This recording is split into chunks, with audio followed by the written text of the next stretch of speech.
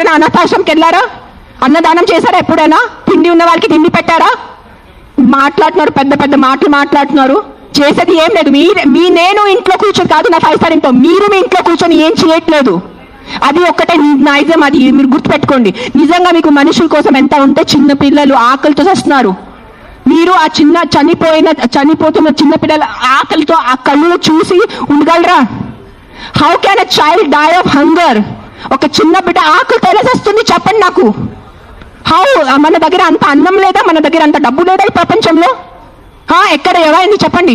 నాకు ఎంత ఉంది, నేను చేస్తున్నాను, నాకు తెలుసు, నా పక్కన ఉన్న వాళ్ళకి తెలుసు. నేను ఎంత చిన్నప్పటి నుంచి చేస్తున్నాను, ఈ రోజు కాదు. జస్ట్ నేను ఎప్పుడు ఇంత గట్టిగా ఎప్పుడు ప్రెస్ కాన్ఫరెన్స్ లో మాట్లాడలేదు. నేను పర్సనల్గా వెళ్ళి, నేను అనాథాశ్రమంలో వాళ్ళకి నా ఇష్టం ప్రకారం తిండి పెట్టుకోను. ఒక 20 మంది 50 మెంబర్స్ ఉండే ఆ పిల్లల్ని నేను అడుగుతాను, బాబు మీకు ఏం తినాలని? నా దగ్గర లిస్ట్ ఉంది.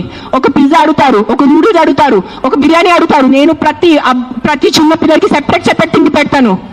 నాకు పెద్ద అన్నదానం చేయాలంటే ఇష్టం ఉన్న జస్ట్ ఒక పెద్ద ఈ కేటరర్స్ వాళ్ళని చెప్పేసి బిర్యానీ కుక్ చేసి పంపును.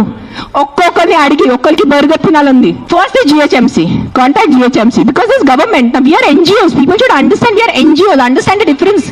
We are doing voluntary work. మీరు ఓట్ ఇచ్చిన గవర్నమెంట్